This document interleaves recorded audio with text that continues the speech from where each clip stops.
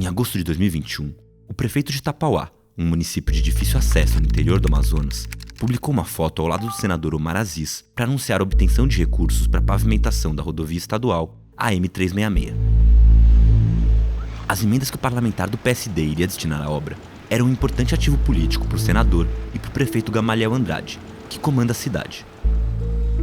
O acesso a Itapauá só é possível por via aérea ou fluvial, e a viagem de barco à capital do Amazonas leva de 2 a 3 dias. Assim como em outras estradas construídas na Amazônia, a AM-366 começou a ser aberta com o objetivo de sanar essa dificuldade de locomoção. O plano é conectar Itapauá ao resto do estado por meio da BR-319, uma polêmica rodovia federal que liga Manaus a Porto Velho. E o discurso de desenvolvimento e facilitação do acesso anima boa parte do eleitorado da região. Mas a construção da estrada também é acompanhada por uma série de controvérsias. Para chegar à BR-319, a AM-366 teria que adentrar quilômetros de Mata Virgem, atravessar o Parque Nacional Nascentes do Lago Jari e passar por 2 terras indígenas homologadas. Mas isso não impediu que a rodovia começasse a ser construída sem licenciamento ou estudos de impacto ambiental. No total, a previsão é que a estrada tenha uma extensão de quase 550 quilômetros. Desses, aproximadamente 40 já foram concluídos, divididos entre os municípios de Juruá, Tefé e Itapauá. Na cidade comandada por Gamaliel, cerca de 14 quilômetros da via já foram abertos, uma fração da extensão total prevista no projeto da AM-366. Mas ainda que o trecho pareça pequeno, sua construção já foi responsável por um avanço desordenado sobre extensas áreas de floresta amazônica, bloqueou a passagem de dezenas de igarapés que alimentam os rios da região e invadiu uma porção do território dos indígenas Apurinã, que vivem próximos ao centro urbano do município.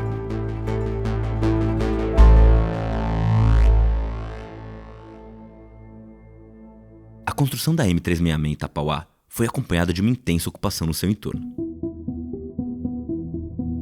A criação da via levou fazendeiros, grileiros e moradores a se instalarem ao longo da estrada, atraídos pela facilidade do acesso. A Folha percorreu os 14 quilômetros já abertos da rodovia e observou em todo o trajeto lotes criados de maneira desordenada, fazendas com rebanhos bovinos e até um lixão a céu aberto que se formou na beira da estrada. Como a AM contorna os limites do território Apurinã, boa parte dos terrenos construídos ficou sobre a divisa da terra indígena, com pontos de desmatamento tensionando a fronteira com a área protegida. O cenário segue um roteiro comum entre estradas feitas ilegalmente na Amazônia.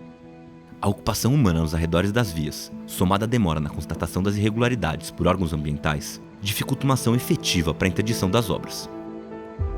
Uma vez abertas e com pessoas habitando seu entorno, fica muito mais difícil reverter os danos ambientais causados pelos projetos. Com a fixação de assentamentos, o último passo para consolidar esses caminhos abertos na floresta é a pavimentação.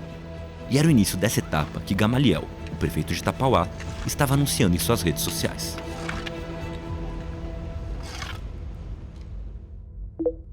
2 meses depois da publicação do prefeito, foi a vez de Omar Aziz alardear para seus seguidores a destinação de 10 milhões em emendas parlamentares ao município para pavimentação de vias. Era o primeiro passo para o início do asfaltamento da AM-366. A parceria foi formalizada no final daquele ano por meio de um convênio entre a prefeitura e o Projeto Calha Norte, um programa do governo federal criado para o desenvolvimento da região amazônica, à época sob gestão do Ministério da Defesa. Com os recursos em mãos, Gamaliel começou a concretar os primeiros 2,4 quilômetros da estrada. A estrada era por um canto, abriram um ramal e houve questionamento, questão indígena. E o tempo passou e quis Deus e o povo que eu estivesse como prefeito assumir o governo. A gente procuramos o senador, em questão de gente pavimentar a nossa estrada, para o nosso povo, tanto branco quanto indígena, ter o direito de ir e vir para a cidade. Assim como no período de abertura da AM-366, as obras para pavimentação da rodovia obtidas com os recursos do senador Omar Aziz também foram feitas sem licenciamento ambiental. No final de 2023, as irregularidades chamaram a atenção do Ministério Público de Contas do Amazonas, que abriu uma ação contra a prefeitura pelo início do asfaltamento sem autorização. A representação também levantou questionamentos contra 2 entes estaduais por supostas negligências na fiscalização da obra: o Instituto de Proteção Ambiental do Amazonas, o IPAAM, e a Secretaria Estadual de Infraestrutura, a CEINFRA.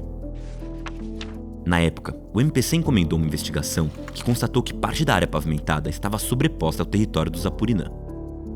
Ou seja, além da ausência de licenciamento e estudos de impacto ambiental, a construção estava sendo feita dentro de uma terra indígena protegida. Além disso, o relatório apontou uma série de falhas na drenagem, que poderiam comprometer a vazão dos córregos que cortam a via e gerar alagamentos na pista. Após o parecer, o IPAAN chegou a aplicar uma multa de R$50 mil à prefeitura e determinou a paralisação da obra. Mais tarde, em fevereiro de 2025, o Tribunal de Contas do Amazonas deu razão aos questionamentos do MPC e aplicou uma segunda multa de R$13 mil, dessa vez a Gamaliel, pela execução do projeto sem o devido licenciamento ambiental.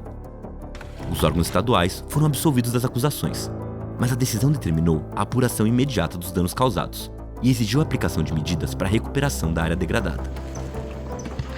A Folha questionou o governo do Amazonas, o IPAAN e a Secretaria Estadual de Infraestrutura sobre o cumprimento das determinações, mas não obteve resposta. Os fiscais da CEINFRA vieram ao município, tiveram aqui, gente, fomos lá. Eu contei a história sobre a situação das estiagens e a logística para chegar no município é muito difícil. E aí chegou a questão burocrática, questão de documento, de multa. A nossa intenção quanto ao governo foi, como eu falei, dar o direito ao cidadão de ir e vir, tanto o branco quanto o indígena. Obras como a M366, feitas sem licenciamento ambiental e turbinadas por emendas parlamentares, têm se espalhado pela Amazônia Legal e evidenciam um convênio entre o poder público e seus representantes que pode levar à degradação do meio ambiente. Na última década, deputados e senadores levaram mais de 1.600 máquinas pesadas aos estados amazônicos a partir de recursos oriundos de emendas. Boa parte delas usadas para abertura ou manutenção de estradas ilegais na floresta. A gente vê que o modelo de desenvolvimento que a gente teve no resto do país, que foi um modelo baseado em estradas, governar é construir estradas, é um modelo que está ganhando força na Amazônia. A maior parte das cidades amazônicas eram conectadas pelos rios. Então, muito recurso de emendas parlamentares, muito recurso dos bancos oficiais, das instituições de fomento, de cooperativas de crédito, todo mundo colocando recurso. E a hora que você passa a ter estradas, pequenos ramais, pequenas vicinais ligando esses pequenos municípios, você tem novas fronteiras de desmatamento. O padrão clássico de desmatamento advindo da construção de estradas na Amazônia é conhecido como espinha de peixe. A criação de uma via gera um primeiro vetor de ocupação, que na sequência é acompanhado por outras estradas perpendiculares. Mas alguns especialistas acreditam que a intensificação da ocupação territorial na Amazônia nos últimos anos e a falta de controle governamental sobre o processo de abertura das estradas podem ter criado um novo padrão de desmatamento. Para abrir um ramal, você pensa que vai entrar de cara já um trator, um maquinário pesado, mas existem fases para abrir esses pequenos ramais, que inicialmente começam com varadouros, caminhos que os próprios agricultores, seringueiros, as pessoas que moram ali vão abrindo. E aí, ao se consolidar, vão pedir o governo estadual, o governo municipal, para ampliar aquele ramal, para melhorar o acesso, para deixar ele trafegável durante o ano todo. Quando a gente vê esse padrão espinha de peixe tradicional da Amazônia, eles vêm muito devido a um planejamento de ocupação da terra. Então você planeja, a estrada vai passar exatamente aqui, as propriedades que vêm surgindo ao longo da estrada, elas têm um tamanho muito uniforme, muito padrão. Atualmente as estradas que são abertas sem esse planejamento do poder público, elas não têm um padrão regular. É muito interessante ver esses antes e depois. Esses desmatamentos pequenininhos começam a surgir, você vê na imagem a transformação do aumento do desmatamento e principalmente você começa a ver os ramais se interligando e por mais que a gente não enxergue na imagem, tem vários caminhos, vários varadouros ali de baixo. E aí depois que vem mais pessoas, vem aumentando a ocupação, aí você tem esse fortalecimento e essa ampliação dos ramais. Nos 14 quilômetros já abertos da M366 em Tapauá, a criação desordenada de ramais, formando uma espécie de rede de caminhos, já pode ser observada. Quando esteve na região, a Folha chegou a percorrer um trecho do chamado Ramal do Davi, que pela observação de imagens de satélite, começou a ser aberto por volta de 2018. De acordo com moradores que preferiram não se identificar, a vicinal foi financiada por proprietários locais para dar acesso a lotes próximos ao Igarapé Jacinto, um riacho a alguns quilômetros da AM. Ainda segundo os relatos, é comum o uso de máquinas da prefeitura na manutenção da via. A reportagem não conseguiu avançar até o final do ramal para confirmar se o caminho levava realmente aos lotes, pois se deparou com uma árvore tombada cruzando a estrada, impedindo a passagem de veículos. Tradicionalmente, a forma de expansão da fronteira agrícola, ela se dá, em primeiro momento, pela extração de madeira. E aí, com a extração de madeira, você abre os ramais. Depois que tira a madeira, completa lá o desmatamento para pastagem, né, para gado. E depois, mais tarde, vem a monocultura, dependendo da região. Aí você já cria, né, com essa entrada, podemos dizer assim, para dentro da floresta, né, nessa trajetória, uma demanda para a consolidação dessas estradas, inclusive o asfaltamento. E aí tem sentido, evidentemente, esse discurso de levar a infraestrutura necessária para a qualidade de vida para aquelas comunidades que foram se formando ao longo dessa trajetória e desse modelo de ocupação. E os deputados que foram eleitos com aquela população, eles vão querer atender aquela demanda e aí vão colocar as emendas parlamentares para fazer acontecer aquilo sem o devido planejamento, sem o devido licenciamento, sem análise de impacto ambiental e sem essa avaliação, né, de que o Estado não está presente ainda para poder segurar, tá, o próprio processo de ocupação desordenada e de expansão da própria atividade ilegal. A gente teve um processo de apropriação do orçamento do Executivo pelo Legislativo. Então, o Legislativo passou a ter um poder político muito maior. E junto com esse poder político está um volume de emendas muito grande, capaz de transformar o seu território. A gente vê que cada vez mais fatias maiores do orçamento estão na mão do Legislativo. E aí é natural que esses recursos sejam canalizados para as suas bases eleitorais. E aí pequenas cidades, que normalmente não têm arrecadação própria, passam a ter volumes grandes de recursos para fazer grandes obras de infraestrutura. Desde 2015, quando a fatia do orçamento controlada pelo Congresso começou a crescer no embalo da crise política que enfraqueceu o Executivo e derrubou o governo Dilma, quase 300 bilhões de reais de recursos federais foram empenhados através de emendas parlamentares. Desse total, menos de 0,2% foi destinado ao meio ambiente. Esse tipo de disparidade na execução orçamentária é um dos fatores que ajudam a explicar a dificuldade que estados amazônicos e órgãos ambientais têm para atuar no combate a ilegalidades cometidas contra a natureza.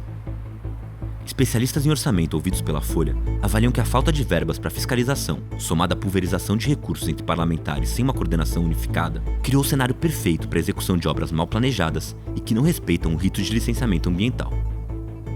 Um mapeamento organizado pela Universidade Federal do Acre usando dados de satélites, por exemplo, identificou um aumento expressivo no número de estradas e ramais sobrepostos a unidades de conservação do Estado nos últimos 10 anos. Segundo a pesquisa, a construção de mais de 50% desses caminhos está concentrada entre 2019 e 2025. A questão das emendas realmente é uma captura absurda do orçamento público pelo parlamento. A gente vê que alguns ministérios, as emendas, elas representam mais de 50% do que tem de recurso, que é o que a gente chama de despesas discricionárias daquele órgão, com a lógica de buscar atender interesses específicos, particularistas, de grupos políticos e muito instrumentalizado por meio de obras ou de equipamentos. Muitas vezes essas obras de infraestrutura são obras licenciadas pelo governo local. E aí agora, com as emendas, cada parlamentar tem a sua discricionalidade de emendar a partir daquele órgão, daquela iniciativa, daquele projeto e de mandar aquele recurso, aquela emenda para a sua base ali, para o seu município.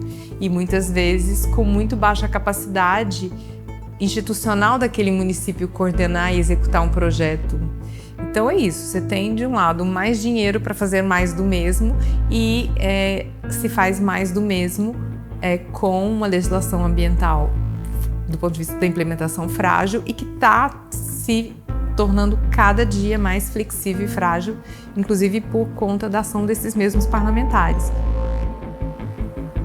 Em julho de 2025, o Congresso Nacional aprovou um projeto de lei que muda as regras para o licenciamento ambiental no Brasil. Apelidado por ambientalistas de PL da devastação, a nova legislação afrouxou uma série de dispositivos presentes no processo de licenciamento brasileiro para dar mais celeridade à execução de obras e projetos de infraestrutura. O presidente Lula chegou a vetar alguns pontos do projeto, mas praticamente todos os vetos foram derrubados. Entre os pontos alterados pela nova legislação, obras de médio porte como a duplicação e pavimentação de rodovias passam a ser contempladas pelo chamado licenciamento por adesão. A modalidade dispensa a apresentação de estudos de impacto para a execução dos empreendimentos, retirando dos órgãos ambientais a capacidade de exigir adequações ou barrar projetos nocivos à natureza. Além disso, a nova lei esvazia os mecanismos de consulta prévia a comunidades indígenas e cria uma licença ambiental especial, que acelera a análise de impacto para empreendimentos que sejam classificados como estratégicos pelo governo federal. Menos de um ano após a aprovação, as mudanças no processo de licenciamento já foram responsáveis por liberar o avanço do asfaltamento da BR-319, almejado por produtores rurais e criticado por ambientalistas. Atualmente, o tráfego pela rodovia, inaugurada na década de 70 durante o regime militar, é liberado, mas no período de chuvas, trechos deteriorados ou que estão sem pavimentação ficam praticamente intransitáveis. Há décadas, diferentes governos vinham tentando viabilizar a recuperação da estrada sem sucesso. A BR passa por regiões sensíveis do ponto de vista ambiental, comunidades de conservação e territórios indígenas, o que havia criado entraves no processo de licenciamento pelos riscos associados ao aumento do desmatamento e pressão sobre as populações tradicionais. Com a pavimentação liberada, é provável que a pressão pela criação de estradas que se conectem à rodovia federal aumente, o que pode catalisar a retomada de obras em vias como a M366, sobretudo com normas de licenciamento ambiental mais brandas. Embora o discurso faça muito sentido de conectar cidades, de conectar pessoas, de levar alimento, levar medicamento, na verdade essas obras estão servindo para a ocupação do território. Em muitos lugares, esse maquinário é um instrumento do crime. Então, da mesma forma que alguém usa uma arma para cometer um assalto, a máquina é o próprio instrumento para a prática do crime ambiental de desmatamento, de extração ilegal de madeira. O Brasil é um país muito dependente de setores econômicos como a agropecuária brasileira, que responde aí por 33% do PIB, que é um setor extremamente dependente de condições climáticas. Se não tiver chuva, se tiver calor demais, se tiver chuva demais, o setor não produz. A gente só tem uma agricultura forte no centro-oeste e no sudeste, porque tem umidade sendo produzida na Amazônia. Quando a gente está falando de meio ambiente, a gente não está falando só porque a gente gosta de natureza, porque a gente é apaixonado por árvores, por animais, né? Porque eu sou louco pela onça, pelo tamanduá, é porque, de fato, as coisas estão muito conectadas e a gente precisa que todos os setores entendam isso. A Folha contatou a assessoria de imprensa do senador Omar Aziz sobre a falta de licenciamento ambiental e a invasão da terra indígena dos Apurinã. Em nota, o congressista afirmou que seu mandato tem como premissa viabilizar recursos para atender às demandas da população da Amazônia, especialmente em municípios com desafios logísticos. O texto ressalta que a responsabilidade pela licença ambiental é do beneficiário dos recursos parlamentares e que a aprovação da obra só ocorre no atendimento integral das legislações.